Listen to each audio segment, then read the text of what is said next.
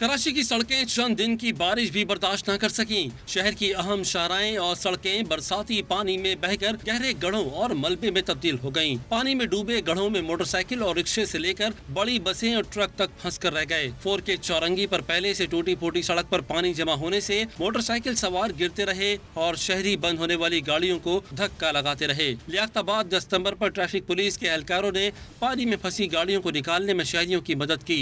शाहराए पाकिस्तान पर ट्रक धंस कर उलट गया। कोरंगी इंडस्ट्रियल एरिया को शहर से मिलाने वाली कॉजवे दरिया में तब्दील हुई तो इंतजामिया ने रास्ता ट्रैफिक के लिए बंद कर दिया। औरंगी टाउन का बाजार पानी और कायदे आज़म की जाए विलादत वजीर मेंशन के अतराफ की सड़कें तालाब में तब्दील हो गईं।